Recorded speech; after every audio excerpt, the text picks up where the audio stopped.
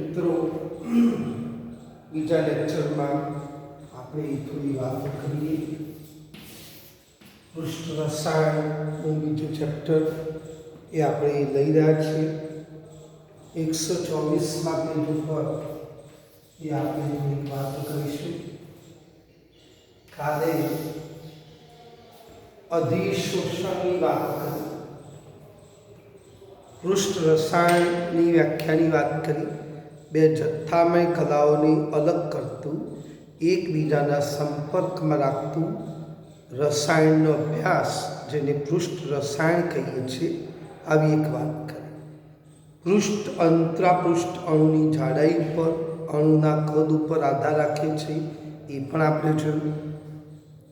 પૃષ્ઠ ઘટનાના ઉદાહરણો રોજિંદા જીવનમાં, ઉદ્યોગોમાં પણ આપણે જોયા, જેની અંદર તમે જોયું વિલયન, સ્ફટિકીકરણ, પછી વિષમાંગ ઉદ્દીપન, પછી ધાતુ ક્ષારણ અને ઇલેક્ટ્રોડ પ્રક્રિયાઓ, આવી 5 વાતો આપણે કરી.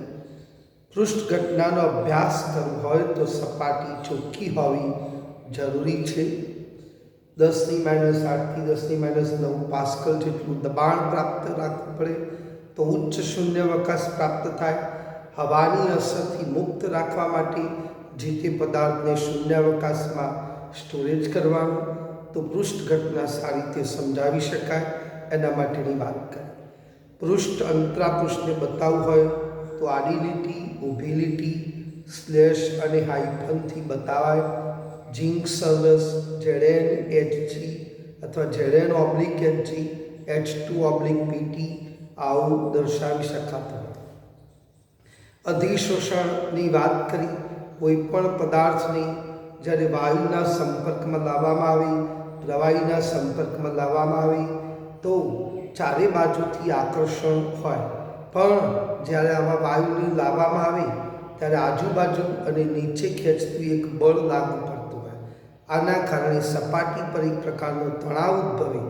આના કારણે આવા કોઈ આકર્ષણ, આવા કોઈ પદાર્થને એના સંપર્કમાં લાવતો એ વાયુને, એ પ્રવાહીને આકર્ષી જાળવી રાખી, જેને અધિશોષણ કહેવાય. અધિશોષણના કારણે પૃષ્ઠ ઊર્જામાં ઘટાડો થાય, આવું પણ મેં કહ્યું હતું. અધિશોષણ કોને કહેવાય? તો આ ઈંટ છે, પાણીની અંદર નાખી તો આ જેના વડે શોષણ થયું એને અધિશોષક, જેનું થયું એને અધિશોષિત તરીકે ઓળખવામાં આવે. સમગ્ર ઘટના અધિશોષણ તરીકે ઓળખાઈએ, આવી એક વાત કરી. પણ શોષેલી વસ્તુ કોઈ કાર્ય કારણસર બહાર નીકળી જાય તો એને આપણે દબાણ ઘટાડવાથી, તાપમાન આપવાથી એને અપશોષણ કહેવાય. કયું શોષણ? અપશોષણ. તો આ બધી વાતો કરી. આજે એક વાત કરીએ છીએ કે કલીલો સારા અધિશોષકો છે. અધિશોષકો કોણ સારા છે? જેની અંદર આપણે વાતો કરી ચારકોલ, સિલિકા જેલ, ચોક, એલ્યુમિના, માટી, આ બધા પદાર્થો એ સારા અધિશોષકો છે. કેમ આ બધા પદાર્થો વપરાતા છે અને એના માટેની વાત કરી. પાણીને પ્યોરિફિકેશન કરવું હોય તો એક્વાગાર્ડની અંદર ચારકોલ આવતો હોય, એ ચારકોલનો ટુકડો મૂકી દઈએ તો ચાલે? તો ન ચાલે. ચારકોલનો પાવડર સાવ, ટુકડા કરતો પાવડર સાવ, ટુકડા કરતો પાવડર સાવ. કારણ કે પાવડર હોય તેની સંપર્ક સપાટી એ વધુ હોય, આથી અધિશોષણ વધુ માત્રામાં થાય. આથી કલીલો સારા અધિશોષકો છે. કઈ વાગ્યું હોય તો આપણે એવું કરીએ છીએ કે કોઈ એ કેમિકલનો પાવડર નહીં, પણ એનો ટુકડો અહીં બાંધી કાઢીએ, આવું ચાલે ના. પણ શું કરીએ છીએ? એ પાવડરનો ભૂકો બનાવી, પેસ્ટ બનાવી અને આપણે લગાવીએ છીએ, જેથી કરી અને અધિશોષણ એક કણ સારી એવી માત્રાની અંદર એ ખેંચી શકે. પરું થઈ ગયું હોય તો એ બધું ખેંચી શકે. આ પ્રકારની વસ્તુ છે.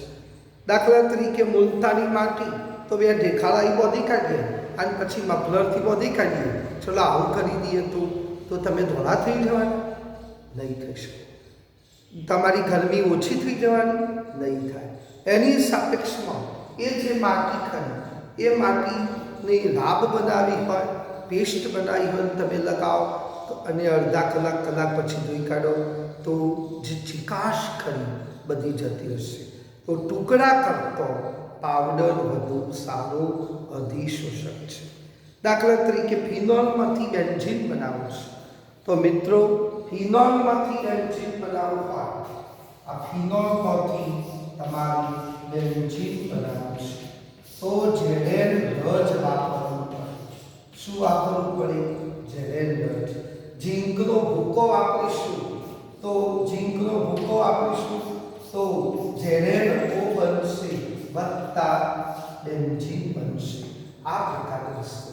તો ટુકડા કરતો પાવડર વધુ અસરકારક છે. એલ્યુમિના જેની વાત કરીએ, આલ્કોહોલ જેનું નિર્જલીકરણ કરવું હોય તો એલ્યુમિના પાવડર વપરાય છે. Al2O3 વપરાય. તો આલ્ફા કાર્બન ઉપરથી OH, બીટા ઉપરથી H. તો આ રીતે એ નિર્જલીકરણ થઈને પાણીનો અણુ એ એલ્યુમિના શોષી લેતો હોય. તો ટુકડા કરતો પાવડર વધુ અસરકારક છે કારણ કે સંપર્ક સપાટી વધુ હોય, આથી અધિશોષણ વધુ માત્રામાં થાય. માટે કોઈ પણ જગ્યાએ તમે જોશો તો ટુકડો વાપરવો એના કરતો પાવડર વાપરવો વધુ સારું. કોઈ દવા વાપરતા હોય તો એની અંદર પણ તમે જોજો દવા વાપરો અને પછી પાવડર આપવામાં આવે છે અને પાવડર લગાવી અને પછી એ પાટું બાંધવામાં આવે કારણ કે ટુકડા કરતો પાવડર વધુ અસરકારક છે, સંપર્ક સપાટી વધુ છે. અધિશોષણના ઉદાહરણો મિત્રો જોઈએ આપણે તો આ કેમિકલ ફેક્ટરની અંદર જો ઓક્સિજન વાયુ, હાઇડ્રોજન વાયુ, HCl વાયુ, સલ્ફર ડાયોક્સાઇડ, ક્લોરીન વાયુ, એમોનિયા વાયુ આમની પોઈઝનસ અસરથી બચવું હોય તો અને એમનું દબાણ ઘટાડવું હોય. આપણે નથી કહેતા લશેટેલિયનના સિદ્ધાંત અનુસાર દબાણ ઘટાડતો, દબાણ વધારતો આ વાયુઓ છે. આ વાયુનું દબાણ ઘટાડવું હોય તો ચારકોલ ભરેલા પાત્રની અંદર આ વાયુ ભરવામાં આવે. ચારકોલ એ વાયુને શોષી લેતું હોય છે, અધિશોષણ કરે, જેના કારણે એમનું દબાણ એ ઘટતું હોય છે. તો આ અધિશોષણનું એક ઉદાહરણ. શેરડીમાંથી ખાંડ બને છે અને માટે શેરડી પીળી છે, પીળો કલર છે. એ પીળી ખાંડને રંગવિહીન કરવી હોય તો ચારકોલ ભરેલા સ્તરમાંથી પસાર કરીએ એટલે કલર અને રંગ અને ગંધ એ બધું શોષી લે. કોણ? ચારકોલ શોષી લે. આથી ખાંડ રંગવિહીન એ સફેદ બનતી હોય છે.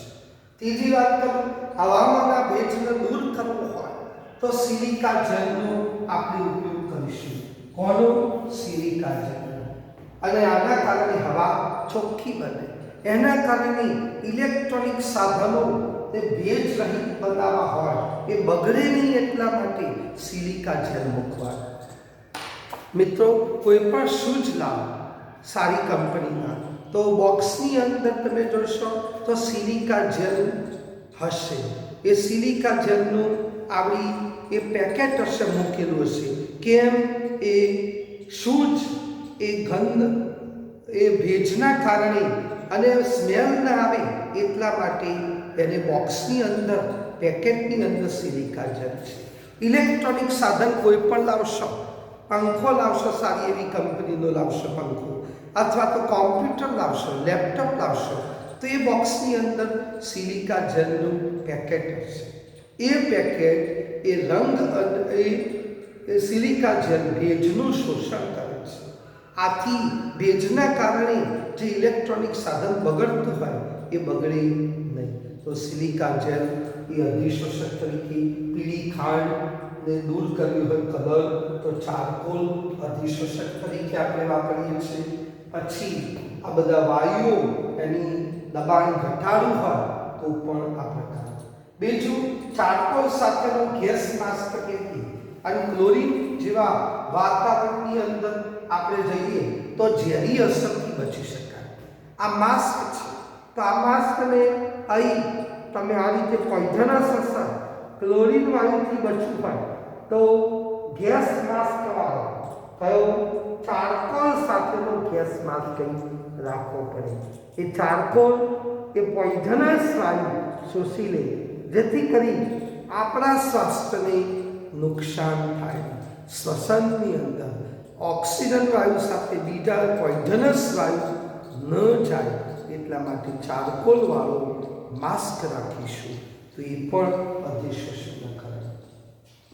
મિથિલિન બ્લુ જે ખરો સેફ્રેનિન બ્લુ અને મિથિલિન બ્લુ એ ભાઈ એ તમારે બાયોલોજીની અંદર એક આ સૂચકો આવતા હતા, બરાબર.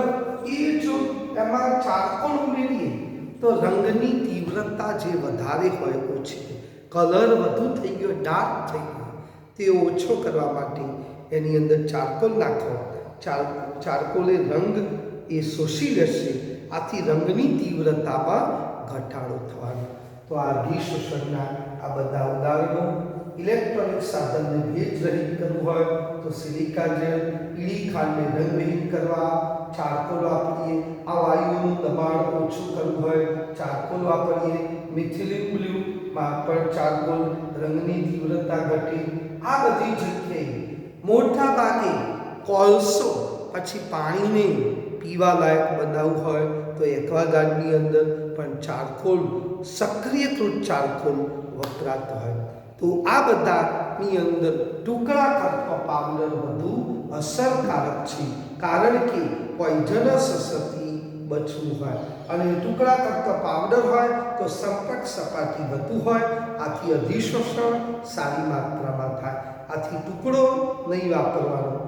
સિલિકા જેલનો ટુકડો આવે છે ના, તો પાવડર આવે છે, નાના નાના પાર્ટિકલ્સ આવે છે કે જેથી કરીને સારી માત્રામાં અધિશોષણ થાય. ઓકે,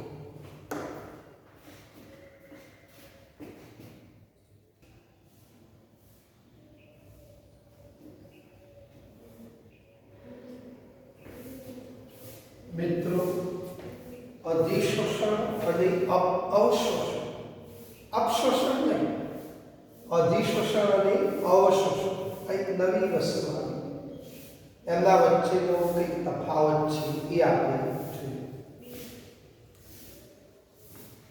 એકદમ ચોખ્ખું પાણી છે, એકદમ ચોખ્ખું પાણી.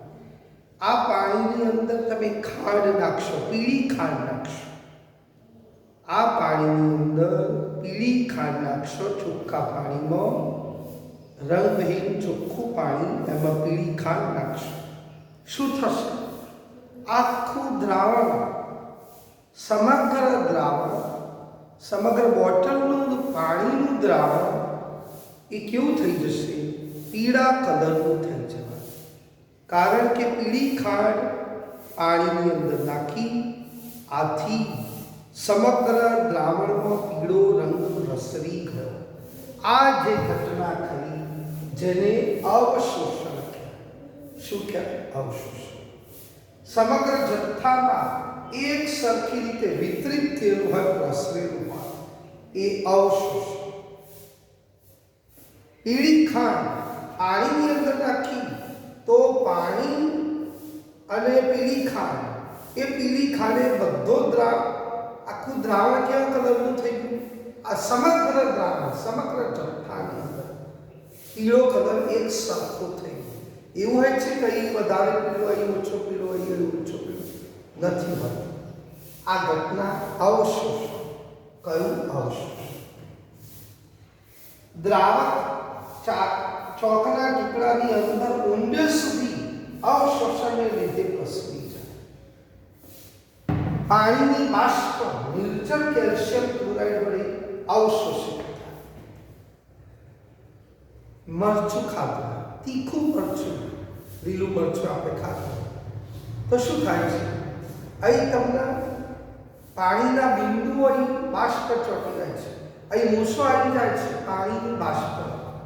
આ શું થયું? અવશોષિત થયું, અવશોષિત થયું.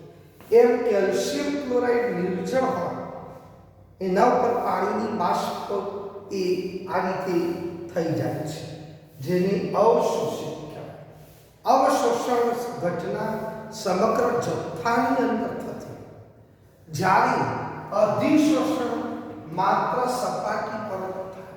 કયો થાય? સપાટી. ધારો કે વાત કરીએ, તમે શાઈ પેનથી લખતા, આ મોટો લપ્પો વાદળી કલર કે લાલ કલરનું શાહીનું ટીપું મોટું પડી જાય, ચોક એના ઉપર તમે વાપરી દેશો, ચોક એના ઉપર આરામ કરી દેશો, શું થવાનું? અંદર આ ટુકડો કરશો અથવા ખોતરશો તો સપાટી પર ચોક રંગીન થયું છે, સપાટી પર ચોક રંગીન થયું છે. અંદર તો કેવો છે? આ ચોક રંગવિહીન હશે. આ ઘટના અધિશોષણ, માત્ર સપાટી પર જ થાય તો અધિશોષણ. ચોકના ટુકડાને કારણે શાહીમાં ઉપાડતો સપાટી પર એ શાહીનો કલર જળવાયેલો હોય, અંદર તો એવું નહીં છે. પીળી ખાંડનું જલીય દ્રાવણ બનાવ્યું અને એમાં કોલસાનો ટુકડો નાખ્યો, કોલસાનો ટુકડો, અને ટુકડો કરશો ટુકડો તો અંદર પીળો હશે નહીં હોય, સપાટી ઉપર પીળો કલર હશે, અંદર હશે નહીં. કંઈ વાગ્યું તો હળદર લગાવીએ છીએ, મીઠું હળદર લગાવીએ છીએ, તો કદાપી એવું થયું કે અહીંથી બધો ટપકો પડવા માંડે? નહીં, સપાટી ઉપર જ એ શોષાતો, સોજો ઓછો કરે, સપાટી પર. તો અધિશોષણ માત્ર સપાટી પર થાય, આ સમગ્ર જથ્થામાં થાય. પાણીની બાષ્પ સિલિકા જેલ પર અધિશોષિત થાય. સિલિકા જેલ મેં કહ્યું કે ઇલેક્ટ્રોનિક સાધનોને ભેજ રહિત બનાવવા તો સિલિકા જેલનો ઉપયોગ થાય. પાણીની બાષ્પ એ પોતે ખેંચે, અધિશોષણ કરે, આકર્ષે. તો અધિશોષણ અને અવશોષણમાં એ આટલી જ માત્ર એ વિરુદ્ધ બાબતો છે. આ સમગ્ર જથ્થામાં માત્ર સપાટી પર થાય, આ સમગ્ર જથ્થામાં થાય. અને ઉદાહરણ એ આપણે યાદ રાખવાનું.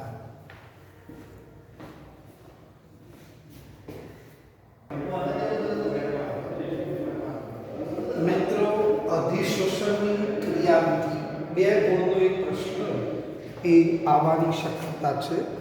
અધિશોષણની ક્રિયાવિધિ, બે ગુણનો પ્રશ્ન આવે. અધિશોષણ ક્યારે થાય મિત્રો? કોઈ ઘન પદાર્થો પર વાયુ કે પ્રવાહીને એકબીજાના સંપર્કમાં, વાયુ કે પ્રવાહીને આ ઘન પદાર્થના સંપર્કમાં લાવવામાં આવે તો ઘન પદાર્થ પર સપાટી પરના અણુ એ આજુબાજુ અને નીચે ખેંચતું એક આકર્ષણ બળ લાગે. આના કારણે સપાટી પર તણાવ ઉદ્ભવે, આના ઉપર અવશેષી અસંતુલિત બળો ઉદ્ભવે, જેના કારણે આ અધિશોષણ થતું હોય. આના કારણે આ વાયુ કે પ્રવાહીને આ ઘન પદાર્થ પોતાની પાસે આકર્ષવાનો એક ગુણ ધરાવે, જેને અધિશોષણ કહેવાય. મિત્રો, અધિશોષણ કેવા પ્રકારની પ્રક્રિયા? ઉષ્મા શોષક કે ક્ષેપક? આ OMR માટે પૂછાય તો અધિશોષણની ઘટના ઉષ્માક્ષેપક ઘટના છે. કેવી છે? ઉષ્માક્ષેપક. એનર્જી ઉત્પન્ન થાય. આથી એન્થાલ્પીનું મૂલ્ય, ડેલ્ટા એચનું મૂલ્ય ઋણ બને. મિત્રો, ઉષ્માક્ષેપક પ્રક્રિયામાં ડેલ્ટા એચ ઋણ, ઉષ્મા શોષકમાં ધન. આ અધિશોષણના કારણે અણુઓની એન્ટ્રોપી ઘટવાની.